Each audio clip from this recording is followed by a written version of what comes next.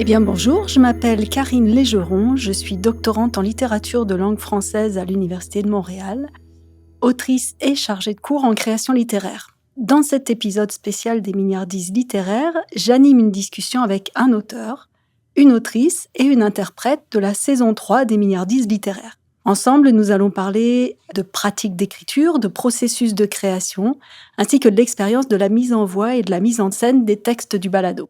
Alors pour ce faire, je serai en compagnie d'Aya-Reine Esther Kofi, de David Mongrain et de Clara Mandeli, que je voudrais commencer par présenter. Donc Esther, tu es originaire de la Côte d'Ivoire, tu es étudiante en première année du baccalauréat en sciences politiques de l'Université de Montréal, et même si tu n'as pas opté pour des études en littérature, tu es une passionnée des mots, et le texte que tu as écrit pour les Mignardises s'intitule « Elle s'appelle Esther ». David, tu es originaire de Trois-Pistoles, tu es candidat à la maîtrise en littérature de langue française à l'Université de Montréal, et plus précisément en recherche-création. Ton texte s'intitule « Dramaticule à l'odeur de charogne » ou « Déboire de la vie conjugale ». Clara, tu es originaire de Charleville-Mézières, qui est une petite ville du nord-est de la France. Tu étudies en 3e année au baccalauréat en cinéma et arts médiatiques à l'Université de Montréal. Tu écris toi aussi, mais dans le cadre de cette édition des Mignardises littéraires, tu interprètes le texte d'Esther. Voilà, donc merci à vous trois d'être présents. Et maintenant, commençons à parler littérature et création. Alors pour commencer, j'aimerais que vous me parliez un petit peu de votre pratique créative, à savoir quelle est la place de l'écriture ou de l'interprétation dans votre vie. Puis j'aimerais commencer par toi, David. Est-ce que tu es venu aux études littéraires par l'écriture ou au contraire à l'écriture par les études littéraires? Dans le fond, je dirais que j'écrivais avant de rentrer au baccalauréat en littérature de langue française ici à l'UDEM. J'écrivais avant, mais d'une façon tout à fait autre, pas dans la même volonté. J'écrivais en fait un peu pour créer des univers un peu à part, créer des fantaisies, voire des fois de la science-fiction. Tu sais, c'était vraiment dans une pratique très... tout ce qui est dans le roman, un peu. Tu sais, je racontais vraiment des histoires, puis je les gardais toutes pour moi. L'idée d'étudier en littérature m'est jamais vraiment venue pendant mon parcours, je dirais au secondaire ou même au cégep. C'est vraiment arrivé à la fin de mon cégep avec surtout des lectures. En fait. Je suis rentré en littérature parce qu'il y a vraiment des lectures qui m'ont marqué pendant mon parcours au cégep. On va penser par exemple à Samuel Beckett qui m'a beaucoup influencé dans mon écriture par la suite ou à Camus aussi. Fait que toute cette philosophie un peu existentialiste, absurde, un peu pessimiste aussi. C'est tout ça qui m'a influencé puis qui m'a en fait poussé dans une envie, peut-être même dans un besoin d'aller en littérature à l'université. À l'origine, j'ai fait mes sciences naturelles au cégep. Je dirais que l'écriture, comme je la pratique aujourd'hui, c'est-à-dire dans une volonté un peu de comme questionner le médium littéraire, esthétiser la forme, un peu comme penser l'écriture comme une démarche artistique, c'est vraiment quelque chose qui est venu aller avec l'université. Je crois que c'est quelque chose qu'on peut voir dans mon texte. Tu sais, c'est quand même un texte qui cherche à comme un peu pousser des limites. Ça, c'est vraiment quelque chose qui est venu par après, par les études littéraires. Est-ce que tu dirais que donc, tu es venu à l'université peut-être plus en tant que lecteur qu'en tant que créateur? Ouais. Et que ce que tu as analysé et compris dans les textes, tu le retransfères dans les textes que tu écris maintenant? Absolument. Je suis vraiment quelqu'un qui a été beaucoup, beaucoup influencé par certains auteurs, autrices précis. J'ai nommé Samuel Beckett tout à l'heure, mais j'en ai d'autres, par exemple Hervé Bouchard. Tout ce qui est un peu le théâtre moderniste, c'est vraiment quelque chose qui m'a beaucoup, beaucoup, beaucoup influencé. Il y a aussi d'autres auteurs peut-être un peu plus surprenants qui m'ont inspiré, que j'ai analysé dans mes cours. Tu sais, comme j'avoue que Proust, c'est quelque chose qui m'a beaucoup occupé. Ça peut surprendre pour certains parce que mon style est quand même très, très éloigné du sien. Toutes les questions que certains textes ont posées, des questions de textes plus expérimentaux, mettons dans le modernisme, c'est toutes des choses que j'ai essayé de piger ce qui me plaît là-dedans pour essayer après ça de le retransférer dans un texte que moi je crée, faire ça de façon plus personnelle. D'accord. Donc, en fait, finalement, l'université, les études littéraires nourrissent ta création aujourd'hui. Puis on reviendra à ce côté théâtre, parce qu'effectivement, il y a quelque chose de très, très théâtral dans ta création à toi. On y reviendra en particulier. Mais alors, Esther, toi, tu n'étudies pas en littérature, tu étudies en sciences politiques. Et j'aimerais savoir comment tu en viens à écrire des textes littéraires quand on étudie dans un domaine qui est quand même relativement différent, même si évidemment les sciences politiques nécessitent une pratique de la langue, etc. Mais comment on en arrive à écrire des textes littéraires dans un cas comme le tien? J'écris pour être entendu et être lu. Bien que j'étudie la science politique ou le droit, des programmes qui sont complètement différents, mais cela ne m'empêche pas d'écrire pour pouvoir impacter positivement. Et d'où me vient la pratique? C'est vrai qu'actuellement j'étudie la science politique, mais j'ai aussi un baccalauréat du secondaire en littérature. Après, j'ai pas voulu continuer parce que je savais vraiment pas qu'est-ce que faire après. Mais après mon arrivée ici et avec les vécus et le fait de vivre seule souvent, j'ai puisé l'amour dans les écritures parce que lorsque tu vis une situation où il y a quelque chose qui se passe, à chaque fois tu peux pas appeler la famille pour leur dire voici qu'est-ce qui se passe. Donc j'ai comme un journal personnel où j'écris et tout. On reviendra aussi à ton texte qui est vraiment très très personnel. Donc c'est finalement, si je comprends bien, l'écriture dans le cas de ce texte-là est un peu un exutoire. Est-ce que tu penses aussi, peut-être pas tout de suite, mais plus tard, que ce que tu vis, ce que tu vas vivre dans ton travail, ce que tu vis même dans tes études par rapport à tout ce qui est politique, etc., pourrait servir de matériau d'écriture a posteriori? C'est comme ça que tu l'envisages? Oui. D'accord. Et ce carnet que tu écris là, est-ce que c'est une pratique qui date de longtemps? Est-ce que tu puises beaucoup de matériaux là-dedans? Est-ce que tu peux nous en dire un peu plus? Le canal que j'ai écrit, c'est plus sur les vécus. D'accord. Parce que je veux que ce soit comme des anecdotes pour des personnes qui envisagent sur ma carrière. Parfait. Et au quotidien, est-ce que tu peux nous dire comment tu réussis à aménager une place pour la littérature, mais plus encore pour l'écriture dans ton quotidien qui est sûrement très très occupé, très plein? Seulement, je me suis fixé un objectif d'écrire un livre. J'ai déjà le thème et tout. Donc, chaque jour, je programme comme 15 minutes pour la réflexion écrite. Ok, très organisé, donc de trouver du temps pour Ouais. l'écriture malgré tout. Parfait. Merci Esther. Alors venons-en à toi, Clara. Donc tu me l'as dit en amont de cette discussion, en plus d'interpréter les textes des autres, tu écris aussi de la prose. Et j'aimerais bien que tu nous dises un peu comment tu réussis à articuler tout ça ensemble, donc à savoir la création, l'écriture, l'interprétation et puis tes études en cinéma et arts médiatiques. Comment tu réussis à articuler tout ça? Déjà, j'ai toujours écrit un peu, toujours fait du théâtre. C'est ça qui m'a un peu aidée à évoluer dans la vie. Le cinéma est arrivé après, mais j'ai toujours été attirée par un peu tous les arts. Je suis très curieuse dans la vie. Et le fait de faire un art, quel qu'il soit, je trouve que ça nous pousse à être encore plus créatifs. Plus j'écris, plus j'ai envie de faire du théâtre. Plus j'ai envie de faire du théâtre, plus j'ai envie de faire des films, d'avoir des idées de films. Et c'est vraiment un cycle éternel. Plus j'ai envie de faire des films, plus j'ai envie d'écrire, etc. Ça prend beaucoup de temps dans ma vie, mais c'est vraiment un grand plaisir d'avoir ces activités-là. Mhm. Dans ton écriture, est-ce que tu écris toi aussi peut-être des scénarios, mais est-ce que tu écris, est-ce que c'est plutôt de la prose? Est-ce que tu écris un petit peu de tout? Est-ce que tu aurais pu écrire un texte pour les milliardises littéraires, par exemple? Les textes que j'écris, c'est plus personnel, mais j'ai un côté où j'écris plus des textes plus introspectifs, comme des journaux intimes, et d'un autre côté, plus de la fiction. Donc, je pense pas que j'aurais pu envoyer mon texte aux milliardises littéraires parce que c'est vraiment quelque chose de personnel. Mais oui. Et alors ça va être intéressant. On va venir à ça tout à l'heure, effectivement, à savoir que tu interprètes le texte d'Esther, qui, pour le coup, est vraiment extrêmement personnel parce que c'est un texte autobiographique et c'est même pas, sans vouloir dénigrer ça du tout, mais c'est pas une autofiction. Tu l'annonces d'emblée, Esther, dans le texte que tu as envoyé aux milliardises littéraires, que c'est vraiment une autobiographie. Donc c'est intéressant justement le fait que Clara, tu interprètes quelque chose de très personnel d'Esther en disant en même temps que tu aurais du mal à soumettre un texte de toi parce qu'il est trop personnel. Donc on va discuter de ça, il y a quelque chose là à creuser.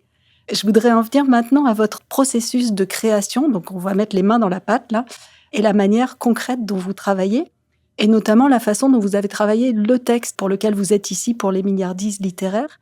Donc je le disais, les deux textes de David et d'Esther sont extrêmement différents. Donc il y a l'autobiographie d'Esther qui est annoncée comme telle, où Esther, tu racontes ton expérience d'étudiante étrangère au Québec et une partie en tout cas des écueils que ça peut présenter, des défis que ça représente pour toi, ce que tu vis, etc. Donc c'est quelque chose de vraiment très intime et de très personnel.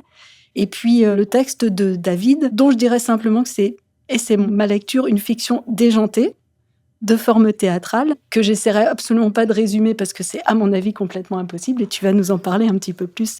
David et Esther, puis là on va faire un peu circuler la parole. Est-ce que vous pouvez nous dire l'un et l'autre d'où est venue cette inspiration pour ce texte-là? Alors on peut peut-être commencer par toi Esther parce que c'est relativement facile je pense. Vas-y, je te donne la parole. Je connaissais pas les miniadises littéraires. Je me rappelle qu'en octobre 2025, je suis allée à Ottawa rendre visite à une amie qui aussi était étudiante, mais est passée au statut de travailleur parce qu'elle a fini ses études. Et après m'avoir reçu, sa question c'était Esther, comment tu fais pour te passer de la dépression ici au Canada? J'étais comme, tu es en train de me dire que toi aussi tu déprimes? Elle me dit, mais majoritairement, tous ceux que je rencontre, ils sont tous passés par là. Comment est-ce que toi tu fais? J'ai dit, moi, il m'arrive souvent que je me sens seule, mais je ne mettais pas ça sur le compte de la dépression. Que comment est-ce que toi, tu perçois la dépression? Donc, elle a commencé à m'expliquer un peu son vécu et ceux de ses amis. Et j'ai vu que ça concordait un peu avec ce que moi, je vis. Et lorsque je feuilletais le guide étudiant de la FAICOM, je suis tombée sur les miniadises littéraires. Je suis allée sur Google, j'ai vu que je pouvais soumettre comme n'importe quel texte. Donc, j'ai dit, bon, OK, j'ai regardé les épisodes précédents. J'ai pas vu qu'une personne avait déjà abordé ce sujet. Donc, j'ai dit, OK, je vais me lancer, voir qu'est-ce que ça va donner. D'accord. Et tu l'as écrit spécifiquement pour les mignardises, alors. D'accord. Et toi, David, je suis intriguée. Moi, en fait, j'ai procédé un peu comme je fais avec tous mes textes, c'est-à-dire que c'est vraiment des images qui arrivent. C'est vraiment des tableaux. En fait, tous les textes que j'écris, généralement, c'est plus, je m'imagine une scène, c'est quoi la scénographie, les personnages sont placés comment, je m'imagine le décor avant. Et à partir de ça, quand je trouve des façons de les décrire, c'est là qu'après ça, les personnages, je les nomme de façon quasiment arbitraire. C'est vraiment... Est-ce que tu peux nous rappeler comment s'appellent tes personnages dans ce texte? C'est Bébé Roi et Rosette, je crois. De mémoire, c'est ça. J'ai souvent des idées qui sont souvent très décalées de la réalité. Mais c'est des choses que je note, que je garde. Quand je trouve que ça fit bien ensemble, je les replace comme des casse-têtes. Dans mon cellulaire, je dois avoir une liste de 150 noms de personnages qui apparaissent nulle part. Puis là, à un moment donné, je vais écrire un texte où j'ai un tableau. Le personnage est déguisé de telle façon. Je vais le nommer de telle façon parce que ça fit avec son allure. Et à partir de ça, ça crée des pièces un peu dynamiques, sans trop de sens premier apparent. Mais je sais qu'il y a des choses sous-jacentes qui ressortent, des thématiques. Quand on lit mes textes, je sais qu'il y a des thématiques un peu indéniables qui ressortent malgré moi, parlent de moi, mais c'est vrai que c'est jamais des textes qui parlent explicitement de moi. Je dirais que c'est comme ça que je travaille. C'est vraiment des images avant d'être des mots, puis j'essaie de les décrire, puis après ça, je crée des dialogues, des personnages à partir d'idées, de notes prises, ça et là. Est-ce que tu vois un ancrage dans cette scène de repas entre tes deux personnages? Est-ce qu'à posteriori, tu trouves un ancrage réel d'images comme le fonctionnement des rêves, à savoir qu'on rêve très souvent à partir d'images qu'on a vues la veille ou l'avant-veille ou récemment? Est-ce que toi, tu as réussi à déceler une trace d'une jeunesse de ces images-là ou pas du tout? C'est vraiment des espèces de flashs qui te tombent dessus comme ça? Ce texte-là, c'est un peu une image qui m'est tombée comme ça. C'est même pas un rêve, en fait, parce qu'en fait, je suis quelqu'un qui je me souviens à peu près pas de mes rêves. Fait que, étonnamment, là, je sais que tous mes textes apparaissent souvent comme si c'était surréaliste, des rêves. C'est un peu onirique, c'est vrai. Mais non, c'est même pas... Je sais plus quand c'est venu. Je me rappelle l'avoir noté. Je l'ai écrit. Puis je l'ai pas écrit pour les mignardises à la base. Mais je me suis dit qu'il s'y prêtait bien, qu'il ressemblait aussi à un autre texte que j'avais soumis. Mais avec assez de différence. Il ressemblait dans le sens même qualité, un peu, selon mes goûts. Mais avec assez de différence quand même pour que ce soit pas tout à fait la même chose. Je dirais que c'est une image qui est arrivée comme ça, puis des fois, ça m'arrive d'y trouver du sens par après. J'avoue que ce texte-là, pas vraiment. Pas vraiment. D'accord. Et je trouve ça très intéressant ce que tu dis de déjà cette image, mais en même temps, tu écris de la dramaturgie, donc ça fait du sens que tu dises que le décor se pose et qu'après tu mets en tout cas tes personnages se déploient dans ce décor. Puis ça m'amène à ma question suivante, à laquelle tu as déjà en partie répondu, à savoir Esther et David, je voulais savoir si vous aviez écrit ce texte-là spécifiquement pour les Mignardises, mais aussi savoir si vous aviez, au moment de l'écriture, pensé à une mise en scène et une mise en voix déjà. Est-ce que d'emblée, vous vous êtes dit, OK, il faut que je fasse ce texte-là parce qu'il va être mis en voix et mis en scène? Moi, premièrement, non, pas pour la voix ni la mise en scène, que le texte soit publié et être lu. D'accord. Donc c'était vraiment t'as pas, même si c'était les Mignardises et que d'emblée tu savais que ça allait être mis en voix parce que c'est quand même le projet au départ, mais c'est pas ça tu n'y as pas pensé consciemment en l'écrivant, c'était vraiment ce sera un objet écrit qui sera lu. Et toi, tu disais que tu l'avais pas écrit pour les Mignardises spécifiquement, mais par contre, étant donné ta pratique théâtrale dramaturgique, tu savais d'emblée que c'était fait pour ça. Tous mes textes sont écrits parce que j'ai ce rapport-là. Je dirais la mise en scène avec les mots. C'est vraiment comme ça que je le vois personnellement. C'est que, comme j'ai dit, j'imagine des tableaux, puis je m'imagine comment, mettons, dans ma limite de dramaturge qui n'a pas encore été mise en scène, comment je peux mettre en scène avec des mots un peu. Tout est pensé pour être lu à haute voix, déjà à l'avance. Tout est pensé pour être joué avec c'est souvent des jeux non réalistes, là. C'est pas des personnages qui parlent comme on peut penser. C'est ça, c'est très dans un théâtre un peu absurde où les personnages sont pas des citoyens qui se promènent dans la rue et qui ont un parler commun, là. Il y a vraiment une importance accordée à l'oralité et à comment le fait de lire le texte à haute voix, juste ça, c'est un peu comme une expérience qu'on a l'impression un peu de mâcher des mots, puis ça, c'est vraiment réfléchi depuis assez longtemps. C'est une des premières choses auxquelles je me suis vraiment attaché quand j'écris. Donc, nécessairement, ce texte-là, je l'ai pensé comme ça. Puis, je l'ai aussi pensé comme ça parce que c'est ma 3e fois que je publie aux Mignardises. D'ailleurs, la première fois que j'avais envoyé un texte qui avait été pris, j'avoue que je n'avais pas pensé. C'est pas un texte qui me tient particulièrement à cœur aujourd'hui. Puis, je trouve que justement, c'est quelque chose qui me manque à ce texte-là. Je trouve qu'il n'y a pas le sens de l'oralité aussi flagrant que dans le 2e puis le 3e. J'ai été pris 3 fois aux Mignardises. Depuis le premier texte, quand je sais que j'ai envoyé un texte aux Mignardises ou à n'importe quelle place où ce que je crois qu'il va être lu, c'est automatique que je pense à comment il va être lu. Et j'imagine que tu les lis toi-même à voix haute, tu travailles à voix haute aussi. Même pas. Je les lis pas moi-même. C'est surprenant. Mais je me les récite dans ma tête, du ouais. moins. Je me les répète, je fais marcher mes mots dans ma tête. C'est surprenant. Venons-en justement à l'interprétation et à la mise en voix, Clara. Comment on se prépare à jouer un texte aussi personnel que celui d'Esther? Comment se mettre, alors avec évidemment énormément de guillemets, à sa place? Voilà, comment on fait pour entrer dans l'intimité de quelqu'un d'autre?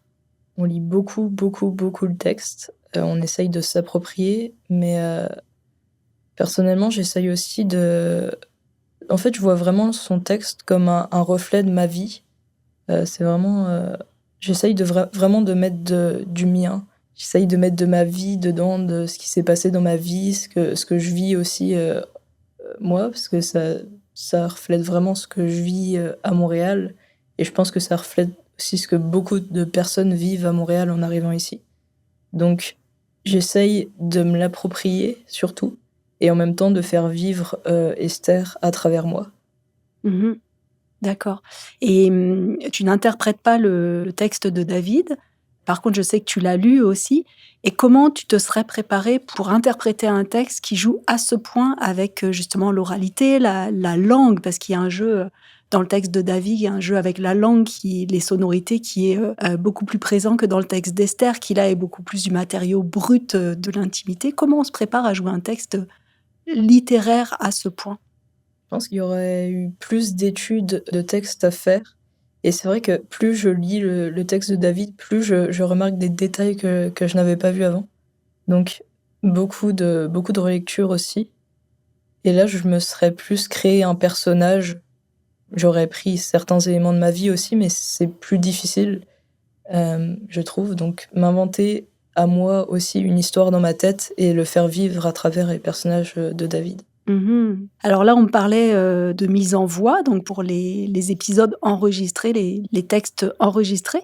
Mais est-ce que tu peux aussi nous parler de l'expérience de mise en scène, donc de ton travail avec Audrey Perrault, qui est la metteuse en scène qui porte le projet de la représentation des Mignardis sur scène? Bien sûr. Déjà, Audrey nous connaît vraiment bien. C'est ce qu'on veut et elle est très attentive à nos pensées, à nos envies et à comment on peut interpréter les choses. Donc c'est elle qui va nous guider sur la mise en scène avec Alexandre Desaulniers.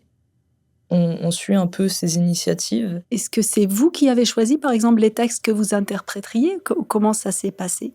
On fait des choix quand on lit tous une fois chaque texte, etc. On les lit même plusieurs fois. Audrey Perrault nous demande les textes qu'on a préférés, on fait des choix par rapport à nos choix et par rapport à qui on est, à ce qu'on représente, comment elle nous voit aussi. C'est elle qui décide qui interprète quel personnage, qui interprète quel texte. Donc c'est par rapport à ça, ouais. D'accord. Alors, on va creuser un petit peu cet aspect de mise en voix et de mise en scène. David, toi, tu as déjà participé aux 2 éditions précédentes des Mignardis littéraires, donc un vieux de la vieille de cette mise en voix et de mise en scène. Mais est-ce que, donc, en dehors de ces 2 premières expériences-là pour toi, David, est-ce que tous les 3, vous aviez déjà fait ce genre de choses? Alors, soit que vos textes soient mis en voix ou en scène, ou toi, Clara, d'avoir interprété déjà des textes comme ça. Est-ce que c'est déjà des expériences que vous aviez vécues? Non, moi personnellement, non, c'est mon premier test soumis et qui sera lu et écouté. Ok. Donc, et toi, David, en dehors des Mignardis littéraires avant, est-ce que tu as déjà connu ces expériences?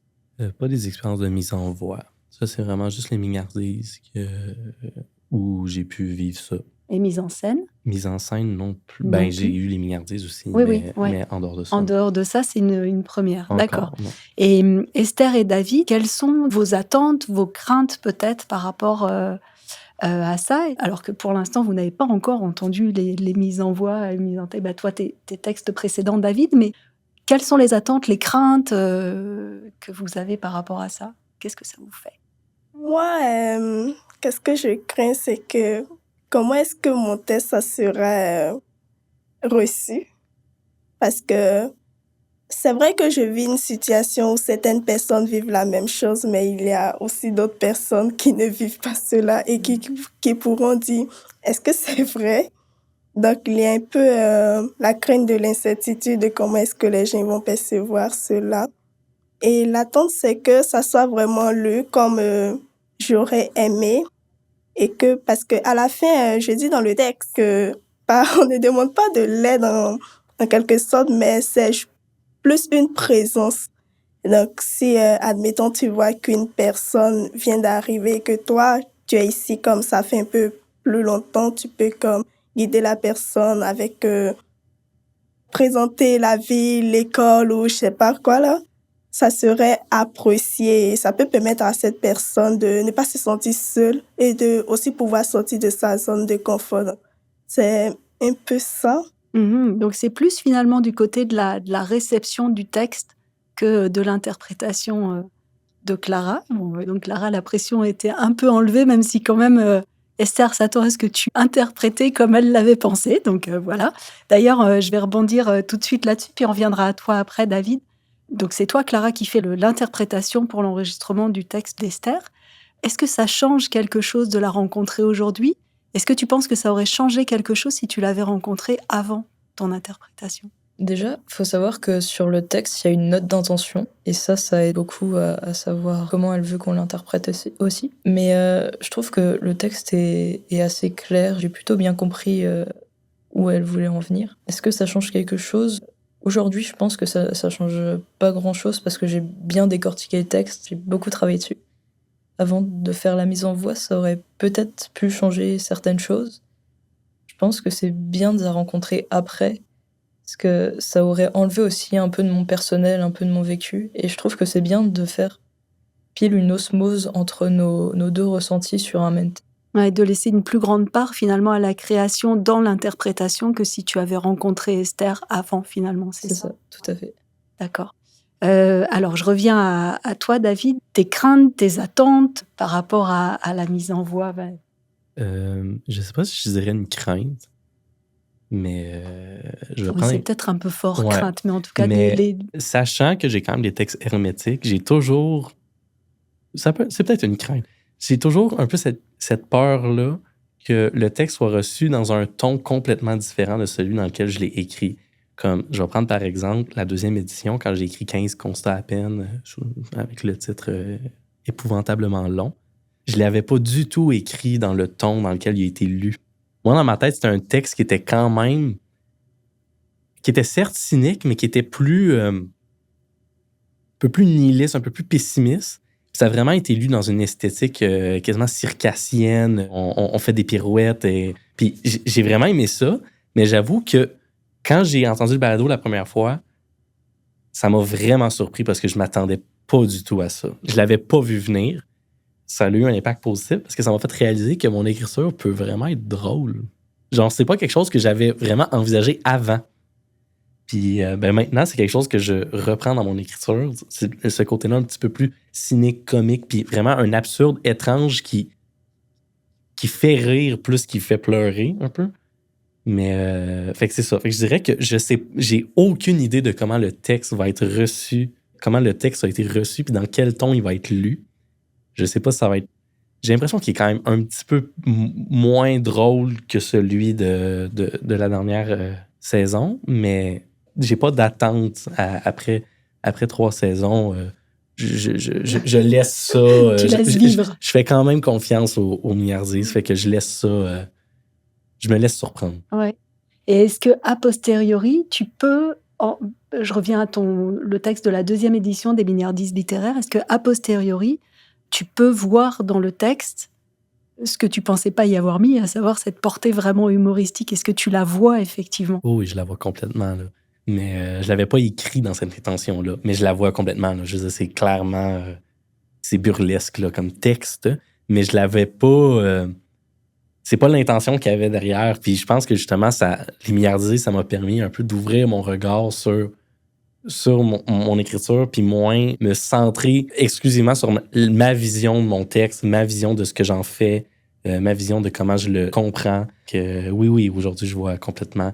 Mais c'est ça. Mais j'avoue que pour mon texte en ce moment, Dramaticule à l'odeur charogne, je vois pas comment il pourrait être reçu. Oui, mais tu le voyais sans doute pas non plus pour ton deuxième texte avant de l'entendre. Je pense que j'avais plus d'attentes, mais mettons qu'ils ont été déjoués, ces attentes. Ah, mais c'est bien. C'est intéressant, puis ça prouve vraiment ce côté de la création dans l'interprétation dont on parlait avec Clara. Là, vraiment, c'est la prise en main du texte de quelqu'un d'autre pour en faire potentiellement autre chose. Et c'est ça qui est vraiment très, très riche dans ces mises en voix et ces mises en scène.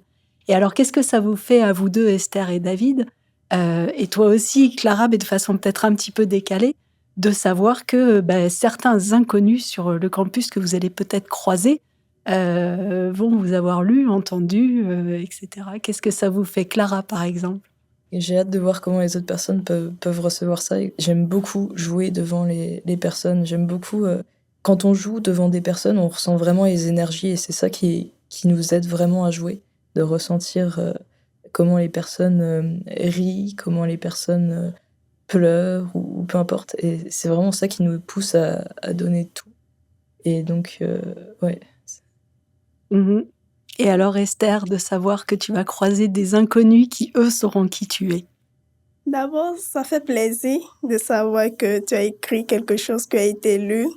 Et si les personnes, ils osent t'approcher et tout, c'est qu'ils ont trouvé comme quelque chose dans ton texte sera les critiques pour t'améliorer ou te dire, moi, c'est vrai, j'ai vu ça, mais parce que tu as écrit, je pense que je suis pas la seule à vivre ça.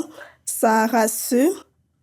Et après, moi, je suis quelqu'un, peut-être que c'est aussi ma timidité qui fait que je ressens aussi la solitude. Mais peut-être que à moi aussi, ça m'aidera de m'ouvrir facilement et de réseauter plus. Mm-hmm. Et David, toi? Moi, je suis toujours curieux de rencontrer des gens qui ont lu mes textes. Mm-hmm. Les 2 autres occasions, j'ai pu rencontrer les interprètes. La première fois, c'était juste après la représentation, puis on a pu discuter un peu, puis c'est toujours intéressant parce que j'aime aussi l'enthousiasme un peu de se rencontrer, de comme, on a des visages enfin sur les gens, puis il y a comme un aspect plus relationnel, plus ancré dans le réel, la création, parce que moi, c'est souvent très, très loin du réel, mes créations, mais il y a comme un aspect plus humain qui apparaît là-dedans. Et la deuxième fois aussi, j'ai pu le rencontrer, puis c'est encore plus drôle, en fait, parce que j'avais lu mon texte des milliardaires dans un micro ouvert. Non, c'était pas le texte des milliardaires, c'était un texte que j'avais écrit à peu près dans le même temps, que j'avais lu dans un micro ouvert. Puis l'interprète qui jouait mon texte aux Milliardises était dans la salle. Puis elle était comme, est-ce que tu as écrit ce texte-là? Il y a comme eu un flash de comme, il y a quand même un style qui se dégage de ce que je fais, au point qu'une personne qui a travaillé sur mon texte puisse reconnaître ce que je fais. Donc, c'est une personne que j'ai recroisée plusieurs fois. On a discuté plusieurs fois aussi de l'expérience des Milliardises, puis de ça. Donc, c'est vrai qu'il y a vraiment un aspect relationnel de tout ça qui apparaît. Je ne sais plus si c'était ça la question, Oui. Mais justement, pour finir, venons-en à cette expérience des Milliardises spécifiquement. Juste si vous voulez bien dire un petit mot sur ce que ça veut dire pour vous, ce que ça a représenté, et puis peut-être aussi un petit conseil que vous pourriez donner à celles et ceux qui auraient envie de tenter l'aventure pour la prochaine édition. Donc, je ne sais pas, Esther, allons-y.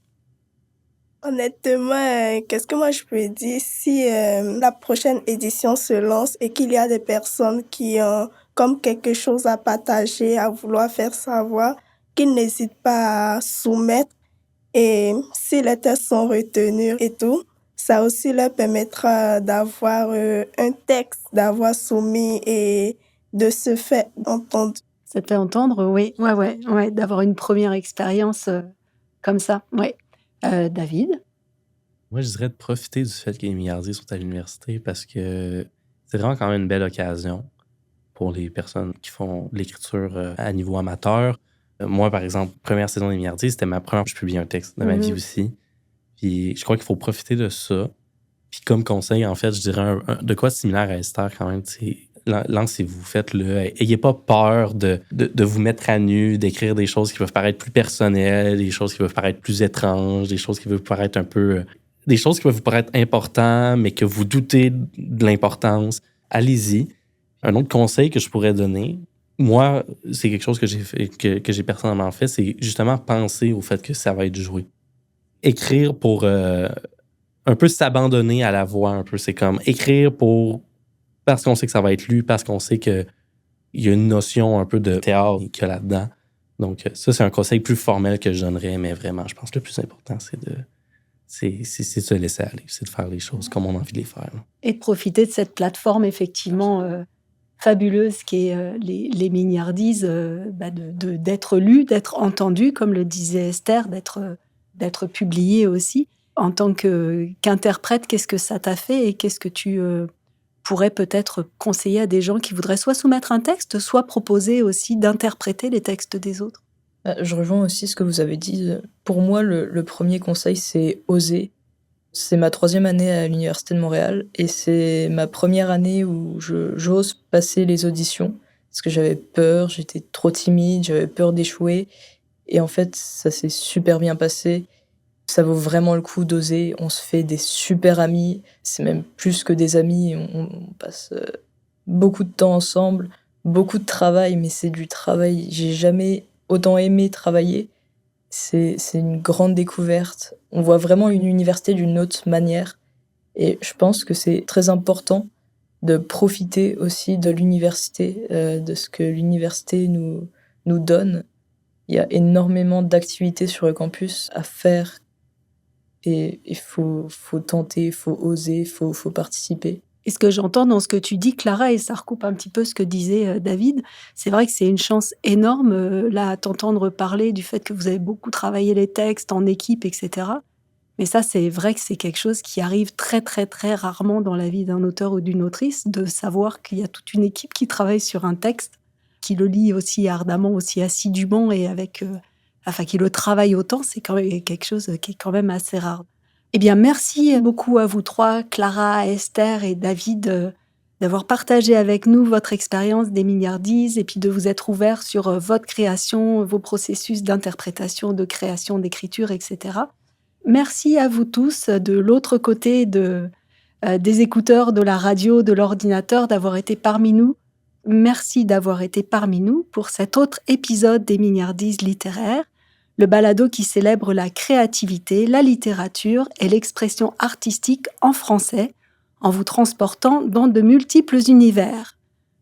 Pour d'autres épisodes, vous pouvez nous suivre sur le compte Instagram @Milliardies, _littéraire, Mignardise et littéraire au pluriel, ou encore sur Spotify, Balado et YouTube.